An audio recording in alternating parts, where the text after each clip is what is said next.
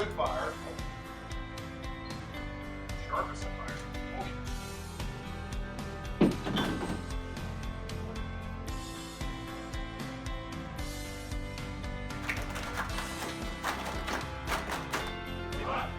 yeah.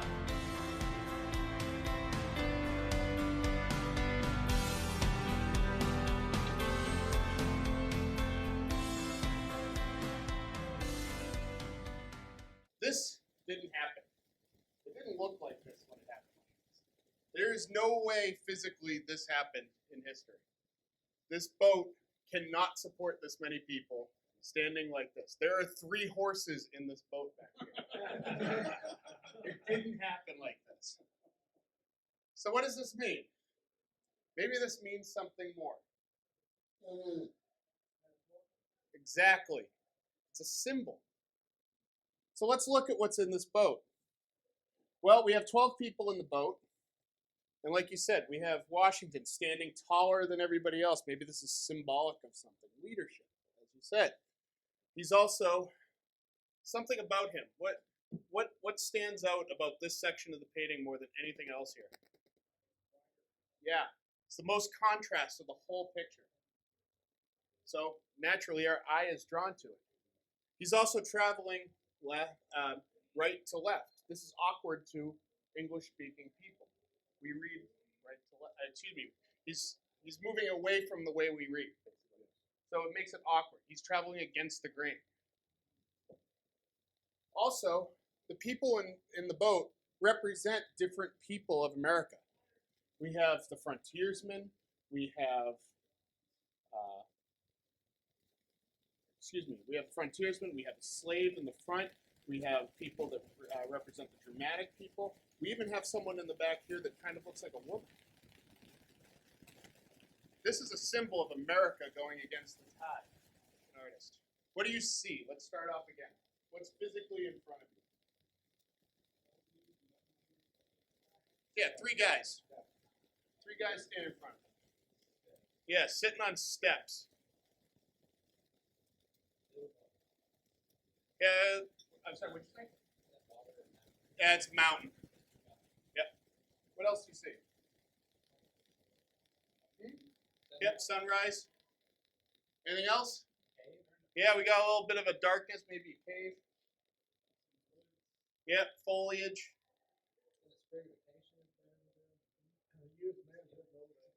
What? So yeah, we got 3 guys sitting in the woods. Exactly. So we're going to look at this at a second level, at a symbolic level. We've got 3 guys representing the 3 different levels of manhood. We have youth, middle age, and old age. Youth sits here. What is he holding?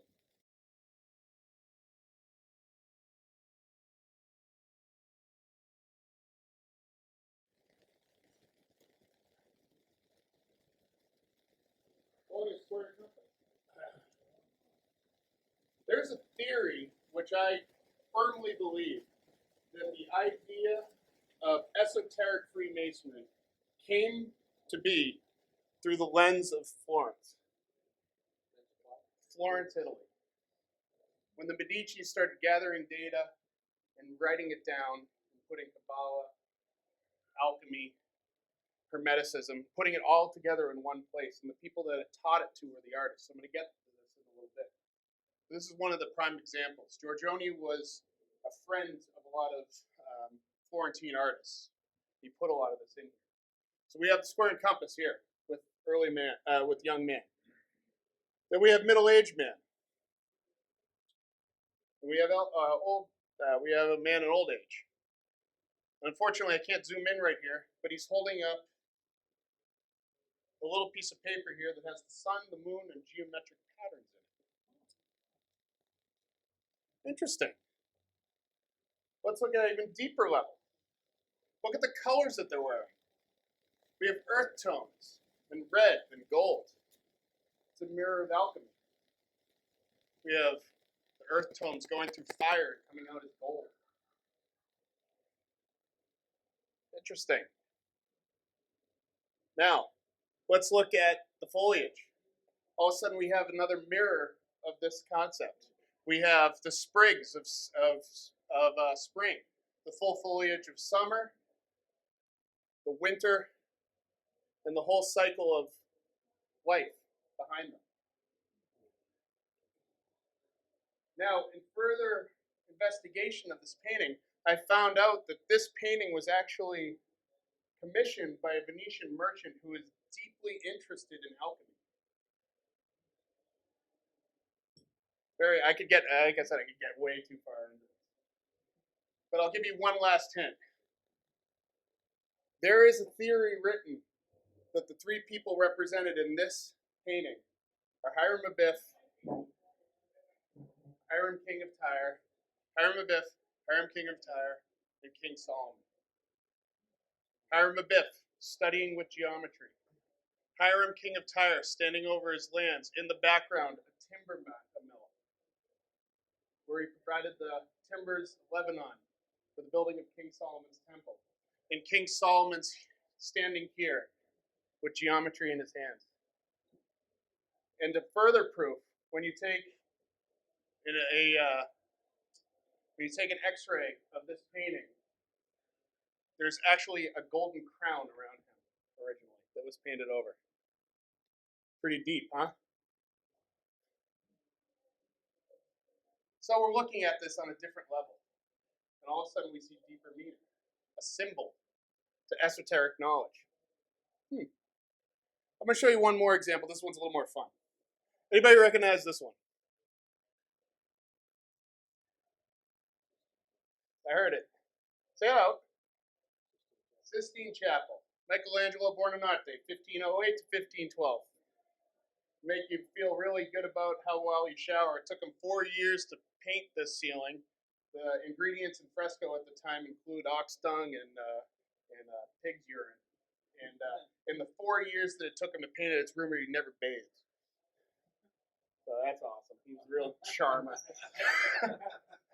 So, the story behind this painting, this is the prophet Zechariah. This portrait was painted right over the main door of the Sistine Chapel. The place where Jesus was supposed to go. The whole idea of the Sistine Chapel was supposed to be covered in Christian art. It's the place where the Pope's private chapel was supposed to be. It's where conclave meets, where the next Pope was chosen. It's supposed to be the greatest work of Christian art ever to be done. Michelangelo was chosen to paint the ceiling. He was given free reign. He didn't paint one Christian person up there. It's all pagan and Old Testament people, including the prophet Zechariah, who prophesied about the corruption of the church, no less. So, Michelangelo, in the place of the Pope, in the place of Jesus Christ himself, decides to put Zechariah, and in his glory, put the Pope's face on it. What a great homage to the guy paying your bill. I'm going to put your face right over the main door. The Pope had very bad eyesight, and thank God, because if he had good eyesight, he wouldn't have seen these two right here. These two putti, they're angels. One of them is doing this. It's called biting the fig, which in middle Renaissance Italy is equivalent to giving the finger. So in the main door of the Sistine Chapel, there is God and his representatives flipping off the Pope. So what we're looking at here is, through these three examples, is something that appears to be one thing at the layman's eye, but through the initiated eye means something completely different, has very specific meaning. Does that seem familiar to any of us here? We look at, for example, a square or a compass or a level. There's a little bit of a tie here, huh? That's what I want to talk about today. This forgotten tie between the fine arts and Freemasonry. So, why should I talk about it? Well, as all of you know, I think, I consider myself a Masonic artist. And when I use the term Masonic artist, I don't use this as a title, but more of a challenge. And a challenge specifically to make art that is truly Masonic in nature. And in a world where the square and compass are no longer treated like the Great Lights in Masonry and treated like a logo, like the Nike swoosh or the propellers of a BMW or the Target logo, and not like the Great Lights in Masonry, and are slapped on everything and anything that you could possibly put it on. These are all off the internet, which you can buy. And I say, and every time I do this presentation, I'm going to stop right now. If anybody in this room is okay with this, I can stop now. Yeah. There's always one. I'm serious. Every time I do this, there's one guy who goes, Steve likes that.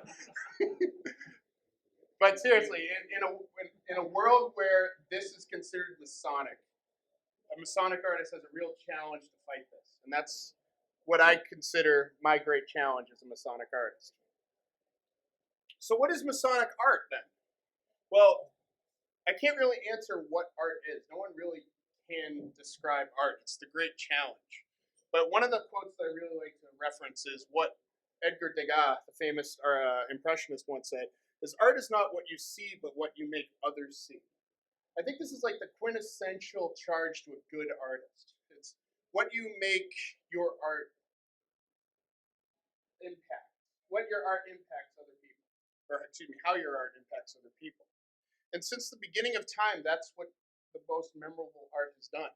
It has always been used to make a lasting impression on its viewers, whether it's deeply religious, mythological, spiritual, religious, or whether it emphasizes the most important aspects of society at the time. Art has been the great communicator and the great beacon of the most important establishments of society. A side note, again, through Florentine and the Medicis, Raphael's School of Athens. A couple of things to note. Here we have Pythagoras in the corner using a square and compass on a tracing board. Behind him, the two globes, celestial and telestial. Yeah, I can talk. Really, I told you, don't let me do toast before this. Celestial and terrestrial, right behind him. And because we're recording this, right? If you combine the two hand gestures of Plato, something comes out. Plato and Aristotle. Take a look at that when you go home. There's a lot in there. And as I mentioned before, Michelangelo being a dirty, disgusting person. A little side note. Raphael was painting this, and he was not supposed to go into the Sistine Chapel, and he went in there, and he looked up, and he said, oh my God, this is amazing. So he actually chiseled off a part of the painting and stuck Michelangelo in the front being grumpy and disgusting and not talking to anybody. So the only person in the School of Athens who's not talking to anybody is Michelangelo.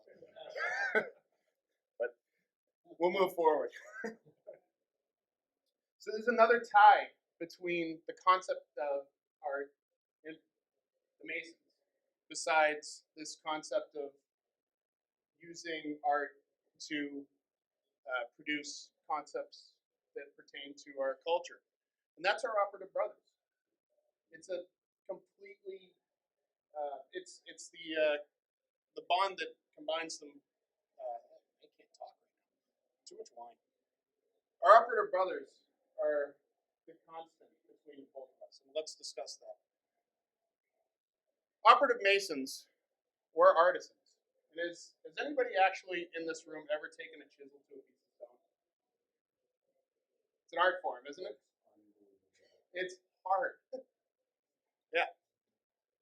So, in the Middle Ages, like a lot of things, trades took a lot of time, and we had craftsmen, as we all know. One of the things that I found very interesting in my research is the concept that we like to say that we had, that stonemasons had secret handshakes, and they would travel to sites, and they would, oh yeah, I'm a master mason, I know my stuff, and I would go, that didn't really happen. I was very upset when I learned that. That really first came into formation in Scotland when Freemasonry already existed. So that's really us. We wanted to. Sorry guys. But Masons did have secrets, and it's important to know that. Masons were very educated people. They knew geometry, they knew science, they knew physics. Even though they didn't really know what physics was at the time, they knew about it. There are actual records going back to France where Masonic secrets were spilled and people were penalized for it. There's a record in Chartres Cathedral where a Mason spilled the secret of how to divulge the height of a tower by measuring the distance away from the tower and the angle of which it goes up to it, and he was thrown out of the guild. So we have that on record. So Masons had their secrets and they took them very, very seriously. So while I'm talking as I go forward, I studied in Italy, and I know a little bit about Italian and French architecture. So I'm going to stick with that. So I know there's a lot of examples going into England and otherwise, but I kind of stick to what I know. So if you have questions, shoot them out. But I'm going to stick to these two specific areas just because that's what I've studied in the past. So as they went through their training, they would learn all of these different kinds of skills. And when these stonemasons came out at the end, they had, as I said, they had intricate knowledge of these ideas of geometry, physics, math, the liberal arts. They learned all of this. And it's evident in how they put these things together. Because when you start looking at these builds, you start to notice stuff. And you start to see that they're not as simple as they look. And if you think about it logically, if you were in charge of building a church and you were paid to build a church and finish a church, you'd think, all right, build it simple, build it tall, finish it, and done. That's not the case with these. There's a lot of thought that goes into these. And we can see evidence of this thought even to this day. And I'm going to show you a little bit of it now. Now, one of the things that I want to mention, it's a common problem with lodges, is we all assume that our Masonic lodges today are based off of Masonic lodges of the past. That's not true. We are not based off of lodges. We are based off of tracing rooms. Tracing rooms were specific rooms used on builds for the master masons to make the plans for buildings. They were, a lodge was any place where they would carve stones. They were open, there were no walls. Anybody could walk in, talk, hey, what are you having for lunch? That's great. People would walk in. And to that effect, a Freemason, the term Freemason, comes from the French, which is a free stonemason. And it didn't necessarily mean what you think. One of my favorite things that I've ever discovered in my research is that the term free stonemason referred to anybody who worked in a free soft stone. And one of the things that people don't realize is that the term artist didn't really come into fruition until the Renaissance. Before that, you were just a craftsman. So when we say Freemason in the French Middle Ages, it referred to sculptors, stained glass windows, plasterers. All of these people were literally called Freemasons. That's where the Master Mason is, the artists. When I read that, Ryan's happy. So, these tracing rooms. This is where we get a lot of where our ritual comes from. For example, there was a door. There was an inner guard and an outer guard. The outer guard made sure no one came in. The inner guard made sure the door didn't hit the master while he was in there. A tracing room was a floor that was covered in plaster. And the master would have giant compasses. And he would work with people. And he would trace the floors. Floors covered in plaster. You can't walk on it. So how do you get around? Walk around the edges. That's where we get squaring our floor work. There's still one in London. I can't think of the cathedral right now. That's still in existence. If you go on my my Facebook page, or I'll show you it after it. I have a picture of one that it's actually still in existence. You still see the stained glass window design still in the plaster to this day. It's the one where Sir Isaac Newton's buried. Westminster, thank you. Yep, so there's an actual room on the second floor that's still set up to that day. Yep. So what did they put in these designs? Let's talk about them. There's some pretty cool stuff here. So, the harmony of the spheres. Anybody know what that is? Pythagoras. He discovered that there is a harmony between the ratio of spheres and the musical notes in a scale. As one does. You just kind of figure that out on a Saturday, right? All right. So this ratio comes into fruition, and you get musical scales out of these ratios. You come up with this design, which I've simplified a little bit. Let's take this design, spread it out. All right, we get this nice thing. I'm going to colorize it so you can keep an eye on it. I'll rotate it 360 degrees. It's pretty. All of a sudden, that becomes the west window of Chartres Cathedral. So just like those paintings that I was showing you before, someone who's going into that cathedral sees a wonderful stained glass window showing Christ in the middle and some Christian symbols around it. But to the initiated eye, we see an homage to music and to Pythagorean thought. You'll never look at that window the same way again, will you? Chartres is the absolute 100% masterpiece of Masonic art. Books have been written about it. I have one in my bag here if you want to copy the title and read about it. It's unbelievable what went into this. We can continue. Here's the floor plan. It's a high Gothic cathedral. Gothic cathedral is the easiest way to do it. Flying buttresses and pointed archways. They're designed to be viewed from the inside, not the outside. Godly ugly on the outside, but amazingly beautiful on the inside. Here's the floor plan. Let's simplify it. We have the main building supports. Let's draw some circles around that in the beginning archways. I'll simplify it here. Draw some circles. Does that look familiar to anybody? Not at all. The Kabbalic tree of life. The basis of the entire building. Think about that. This was one of the largest Catholic churches in France, and it's based off Kabbalah. I like to think of the guts of these guys. It's an amazing thing when you start discovering this stuff. And you can't tell me this is by accident. Let's continue. Let's look at some other examples. Here is the cathedral from the outside. Another amazing feature of it, if you take the height of the spire, it is the exact same length as the length of the building. Amazing. This is Rouen Cathedral, where again we have the harmony of the spheres lining up with the buttresses. Sacred geometry thrown into it. Again, tell me this is by accident. So another example. This is Monte Cathedral.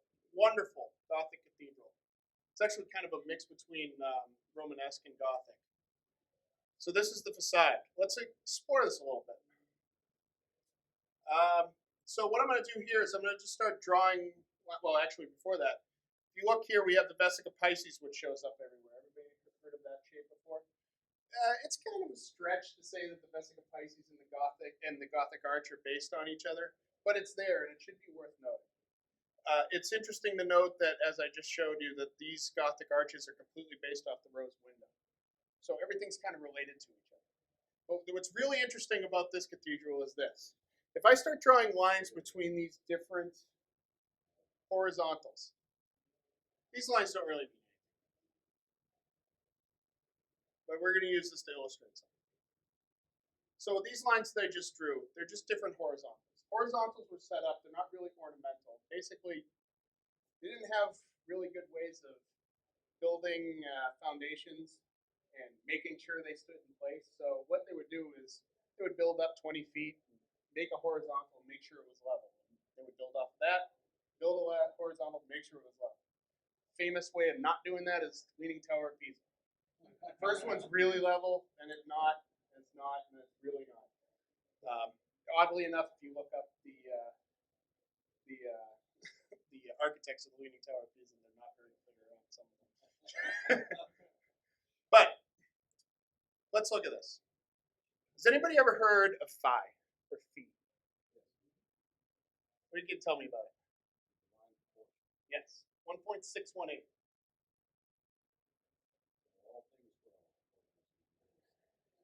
I was hoping someone would tell all things grow, including this cathedral. All the horizontals line up with this number, 1.618. You take 1.618 from this thing, divide it, multiply it by that, you get the next one. Next one. Next one. This is an homage to Greek sacred numerology. Right in front of you, as again, just like those paintings that I showed you. Common man will look at this and say, oh, pretty facade, it's beautiful. The initiated eye, you see this wonderful homage to sacred geometry. That one of the absolute stupid things that has come through education is that the Dark Ages were full of morons that just kind of wandered around the earth until the Renaissance. It didn't happen like that. That the Dark Ages were full of amazing accomplishments, and it wasn't simply like that. The Renaissance just kind of blossomed into an entity, and we'll talk about how that happened in a little bit. But this is what was happening during the 12th and 13th, 14th centuries. So tell me these people were just wandering around Europe and waiting for something to happen. So here's the facade today. Looking at it a little differently now, aren't we? So why did they put all of this effort into these buildings? I mean, like I said, if I wanted to build a church, I could build a church. I could make a church real quick. They knew what the power of this was. They knew what these buildings could be. They could become a symbol of the people. That's the power of art. Let's talk about it. Where's this? Paris. What's French about this? Not a damn thing. The Eiffel Tower, built by a brother. It's on everything French and anything pretending to be French. But it's a symbol of the people. They're proud of this. It's just a work of art. It was supposed to be temporary, but they identified with it and they stuck with it. Let's move on. Anybody know where this is? That's not Oklahoma. Yes, mountains. That's Florence, Italy, the Duomo. This building is responsible for the Renaissance. The man who built this started the Renaissance. His name was Filippo Brunelleschi. They knew the power of this building. This building was built, and they didn't know how to build it. But they started it anyway. And they left a 150-foot hole in the top of it for over 100 years. Just rain, snow, sleet, rain, just fell on the church. They didn't care. They just knew that when this church was going to be finished, that it would be so powerful to the people that it would just unify the town. And it did. And this man came along, and it's an interesting story. Basically, I'll do it in a nutshell. He lost this great commission to build these doors that were, big-time money. And he did what any artist does when he loses a commission. He stomped his feet, said, never coming back. He cried. He disappeared for 15 years and just comes back out of nowhere. And all of a sudden, he knows stuff. We know he traveled to Rome and he studied architecture. He studied the ancients, studied the Greeks. And he comes back and he says, I know how to build this dome. And I know how to build it. I'm not going to use scaffolding. I'm not going to use a centering device. I'm going to use math. And he did it. This is interesting because when we talk about the Mason's secrets and the secret words and stuff like that, Brunelleschi kept his secrets to certain people. And people tried to steal his job all the time because his ideas were so out there that no one trusted him. And he had a big rival in the town named Lorenzo Ghiberti, and he'd always try to steal his job. And on many occasions, Lorenzo would get the job because he knew the right people. And Brunelleschi would all of a sudden be on his deathbed. Oh, it's over. And Lorenzo would start screwing up. And they'd ask Brunelleschi to help, and he'd be on his deathbed. And they'd say, well, maybe we should hire Brunelleschi again. And the most miraculous healing in all of Italian history would happen. And Brunelleschi would be back, and it would happen. It happened like 3 or 4 times. But no one would give his secrets while that happened. It was well known. He eventually, obviously, built it and died right before it was completed. But you did see the dome completed, just not the lantern. But it became a symbol of the people. Florence became the City of the Dome. And festivals to this day are held at the base of this dome. It is still today the largest masonry dome in existence. People still don't understand how he did it. It is gigantic. You can climb up it. I've climbed up it many times. It's massive. And the way he basically did is he built two domes on top of each other and kind of balanced them on each other and worked them up. And just had people working in between them as he went up.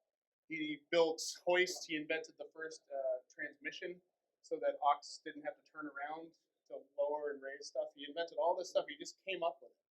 People didn't understand it. He's one of the most miraculous people and a true master mason. There's a book called Brunelleschi's Dome by Ross King, which is an amazing read to see what a true master mason, or campanistro is what they were called in Italy at the time. There's also a very interesting video on this very thing.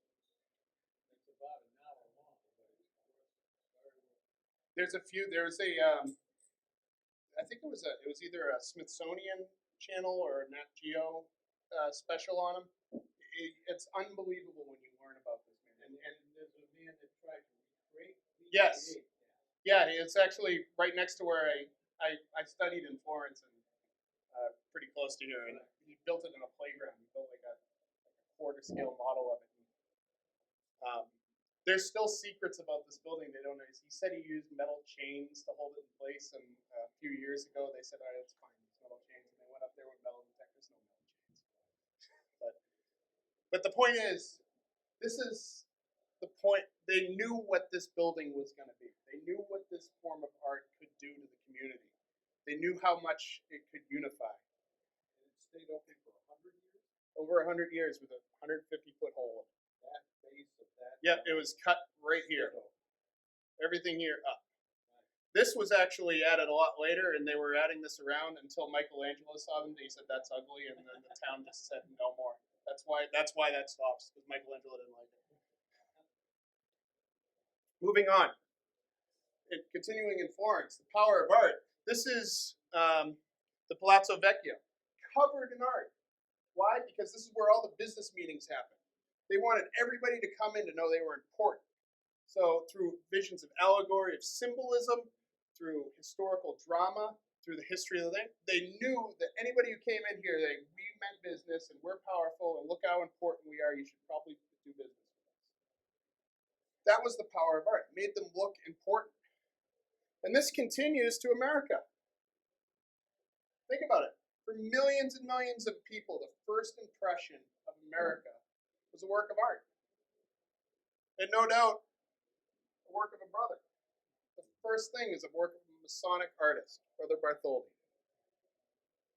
This was designed by Brother August Bartholdi. The structure was designed by Brother Eiffel. And fundraising for the base was funded by Masons. Interesting. Moving across America, where's this? Washington, D.C., the power of art. There is no coincidence that Martin Luther King chose to stand in front of this for his I Have a Dream speech. It wasn't because it had a pretty picture, it was pretty. It's because it amplified his message. Art does that. Amazing. It's an amazing work of art. Again, another work of a brother. And one of the most famous works of American art by Lincoln Borglum and his son. Two Masons on there at the same time, by the way. This is Masonic art. It doesn't require a square and compass slapped across the front of it. It empowers the Masonic message. Someone in this room will recognize this one. Lexington, Massachusetts. Right, where I was born. Yeah. I grew up at the next town over. This is a stone's throw from Masonic Lodge. Yeah. But it's a symbol of this town. Everybody in Lexington knows this and identifies with it. They have a huge Patriots Day every year. It's a huge holiday that's based around this thing. Reenactments are done. Every other business has this statue in its logo because they identify with it. It's a very powerful image. It's the Minuteman awaiting the British coming from Boston. He's looking east. He's not offensive. He's ready. It shows the personification of the town of Lexington.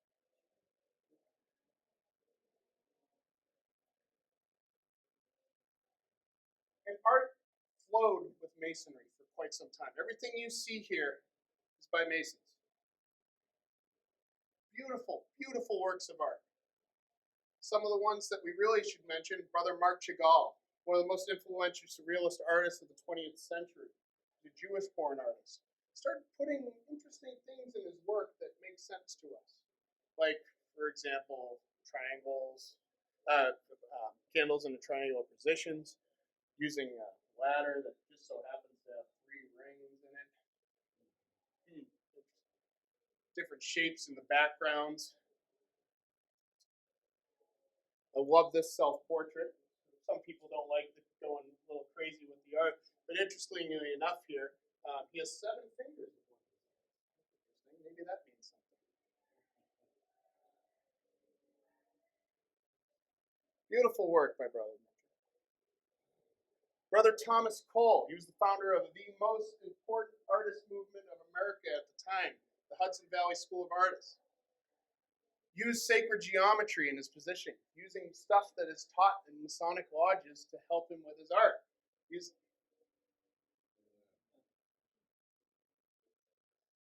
Pillar of Beauty stands tall with the light source hitting perfectly with the Fibonacci spiral hitting there. One that I absolutely love, the Architect's Dream. Here we have Egypt flowing through Greco-Roman, past him, and into the Gothic. Interesting. How long ago was that? These are in 19th century. I asked. I was in Colorado, and Brother Rex Hutchins was in the room, and I said, maybe this means something else. How many Gothic cathedrals do you think there are in Egypt? And he goes, 7. And I said, really? He goes, no, keep going. I said, I like you. I don't even know. But he's putting all this thought into it, and into us, just like those paintings at the beginning of this presentation. All of a sudden, we're seeing something that other people aren't. And there's so many more. I can keep adding. Brother Ezra Ames, famous portrait artist, painted for Masons. Brother Jean-Antoine Houdon, famous marble sculptor, did many sculptures of brothers, like Lafayette in Washington, he actually sat in the lodge with them. And even moving more modern, Brother Bryant Baker, who did the sculpture at the George Washington National Masonic Memorial. All brother Masons who were paid to do art for Masons. And when they weren't producing works of art, they were doing buildings. I saw a perfect example of it today. Buildings were being built not to be buildings that housed Masons, but to be Masonic buildings. These buildings were designed to have Masonic aspects built into the very architecture that housed these Masons. These weren't Masons. These weren't buildings that housed Masons. They were Masonic edifices. Buildings like Detroit. This is the one in Boston. This is my home lodge, where little things like the steps that go up to our building have 3, 5, and 7 steps. These are little things that don't seem like much to the common public, but to us means something very, very specific and can be used as tools for people. And these buildings were covered in murals. Covered them, just like the stained glass windows of the history. They were used to teach lessons, to help our initiates, our entered apprentices to learn who we are, where we came from, where we want to go, where we want you to go, where I want you to take me. There were lessons surrounding us at every corner. Beautiful works of art. And when we weren't producing them, we were funding them. We were paying for artists and helping things be done. We all know that the George Washington Masonic Memorial Obelisk was funded a lot by Masons, and the Friend to Friend Memorial, funded by Masons. And we all can go around Americana and find little memorials in each little town here and there and find where Masons laid the cornerstone. And if they didn't lay the cornerstone, they funded it. And if they didn't do either, they were there when they unveiled it because they supported it and they knew that it was important to the fraternity. It was important to Masons. Then Seriously, what happened? Where did all the Masonic artists go? Other than me, name a couple of Masonic artists, other than the ones that I was talking about earlier. What happened? Where did we go? The only reason I became a Masonic artist is I was an artist who became a Freemason, and I happened to be by happenstance. But we need to attract artists again. And how do we do that? Math and science. Math and science. Talk about numbers. No. Ritual. Yeah. There's ways that we can attract artists and get the arts back into masonry, and it's very easy to do. We can discuss art, we can promote art, and we can support art. So let's talk about how we can help this happen again. It's very easy. We can discuss art. So, discuss works of art and lodge. That's the first way we can do it. Start off and just bring a work of art to lodge. It doesn't have to be one with a square and compass in it. Just bring a work of art to lodge and look at it and talk about it. And before I continue, when I say in lodge, I don't physically mean open lodge. In one of these. After lodge. Bring a poster, use a projector like this, just talk about something. And it doesn't have to be classical, it can be contemporary. Talk about why you like something, talk about why you don't like something. But talk about it. What we did at the beginning of this presentation, I like to equate to how a vocalist warms up his or her vocal cords. It works that part of your body to get ready. It works that part of your mind to think outside the box, to think in a symbolic point of view. By doing that at the beginning of your lodge, or before lodge, you're kind of getting ready to think in that way. So try it. Try starting off lodge or going in before lodge and looking at something. Whether it be a Picasso, whether it be a Rembrandt, doesn't matter. Just look and think. It's a wonderful way to meditate. Maybe, yeah. Listen to music of all varieties. I know a lot of the TO lodges do this, and it's fantastic. And a lot of this, speaking to TO lodges, speaking to the choir, but it's important to reiterate. Music is important. It is a form of art. We've lost a lot of musicians. We've gone from Mozart and all of those great guys to a lot less. And we need it. We need to promote it. And I'll show you how to do that in a second. So listen to this music in lodge. And listen to contemporary music as well. There is some amazing contemporary music that has Masonic messages in it. I'm telling you this, and people listen to it all the time. Listen to Dark Side of the Moon and then tie it to the third degree. Think about it. Dark Side of the Moon is a giant memento mori. Talk about it. And then tie it to masonry. It's an amazing discussion to have, and you get to listen to it. Read and discuss Masonic and non-Masonic literature. I once had a discussion about Masonic literature tying masonry to Kill a Mockingbird, Atticus Finch. It's a wonderful discussion to have. It's not a Masonic book, but if you tie it together, it's a wonderful way to open your mind and read into something. Finding masonry in the vulgar world is an amazing skill in finding lessons. So think about it. Use these arts to further your mind. So we can discuss it. That's the easiest way to do it. It costs nothing. No excuses. Promote the arts. How do you promote the arts? Again, easy. How many of you here live within 20 miles of a college? All right, good. How many of those colleges have an art department? Theater department? Music department? Okay, good. Talk to them. Student artists, go look at them. See if there's any out there that kind of might have a connection. Gonna be a little sexist? Look for guys. Okay? Seriously. Look for guys. See if someone's doing something that's symbolic that could be tied to masonry. And if he does, have them talk about it. Go see it. Show you're interested. There is nothing more amazing when you're a student artist and someone's actually interested in what you're doing. It's an amazing feeling. So talk about it. Student musicians. Hire them to come into your lodge. And probably they need to do it anyway. Have them just come and play.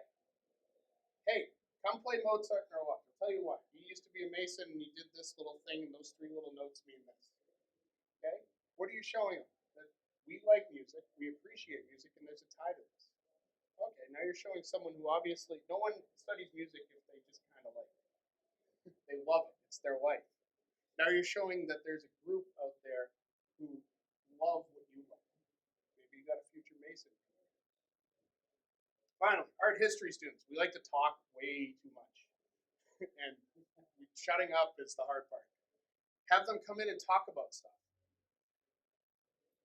They know more than me. They know more than you. They're going to bring different interpretations and have them come in and talk as a guest lecturer.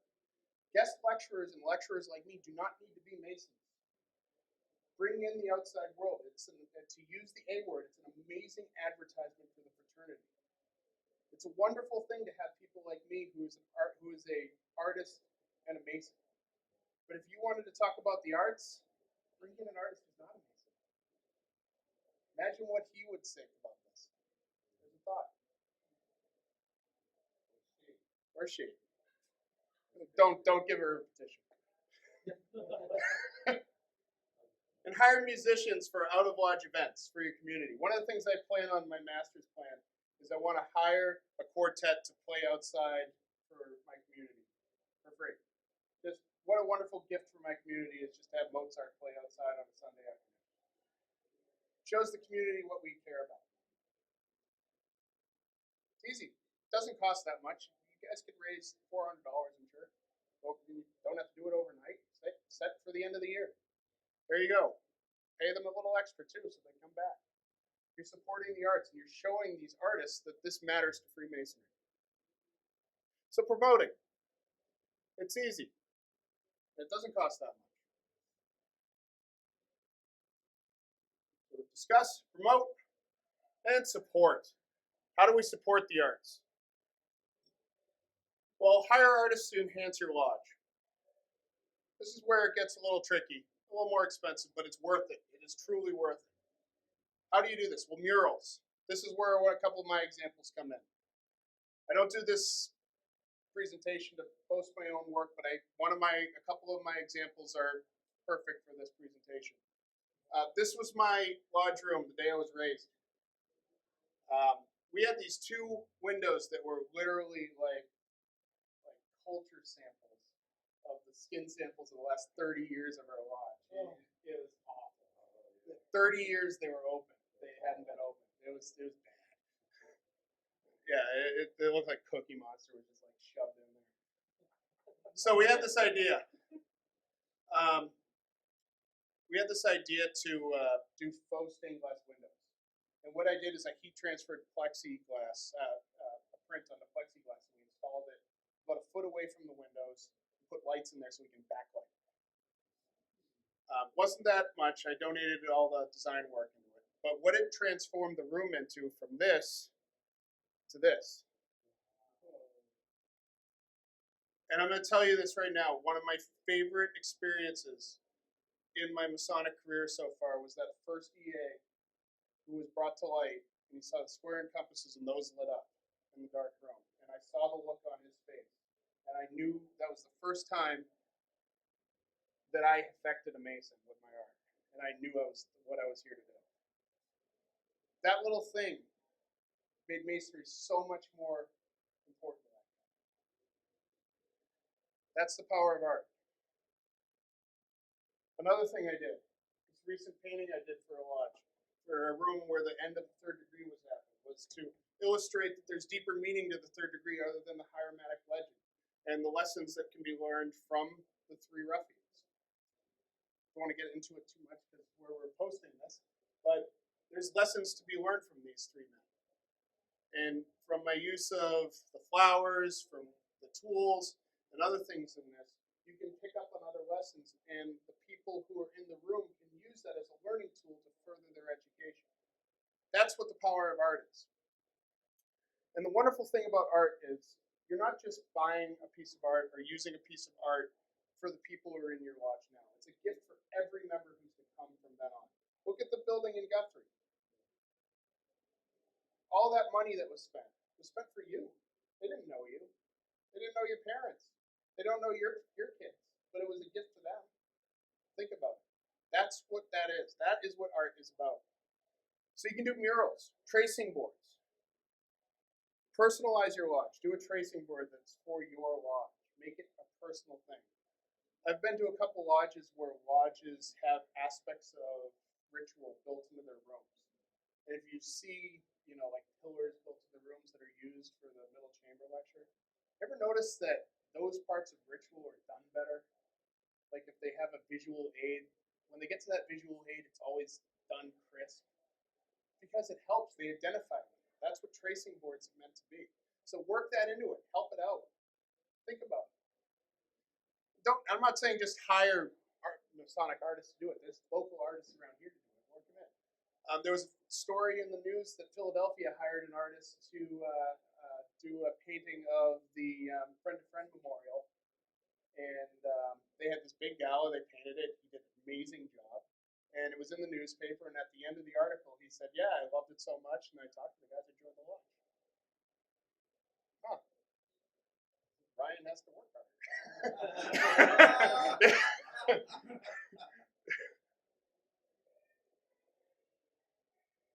And various tools of learning. I know a lot of guys have hobbies and stuff like woodworking and stuff like that. Have your members of your lodge make the working tools. Do stuff like that. Anything. The emblems of the Master Mason degree. Have people work on that. Have something that you identify with a lodge. It's your lodge. Not anybody else's, but it's your special lodge. And fundraising. You can use works of art to raise money. Many artists will do a work of art and you can sell prints, and the profits from the prints go to your lodge. Easy way to make money. And the artist is happy and the lodge is happy. You make the money back from the original commission plus some. I've worked with a couple of places like that, and everybody makes happy. And you're doing it through the arts. It's not another pancake breakfast. It's unfortunate, it's true. We have to fight the memes that we see on the internet, like masonry saving the world one pancake breakfast at a time. It's funny, we chuckle about it, but unfortunately, that's the public image that we have to fight. And doing fundraising like this rather than that helps that immensely. So sponsor events as a lodge. There's a lot of ways you can do this, like art galleries. And when I say sponsor, I'm not saying throw them 10 grand so they can do it. I'm talking about send them a cheese plate. Send them a couple of bottles of wine. They will appreciate that. Show them that you care. I'm talking $50 towards some food and some finger snacks that show that the local art galleries or local musician shops or local little performances that the Masons are here for you. It attracts these people. Orchestral performances. Go to orchestral performances as a lodge. I'm going to use the A word again, an advertisement.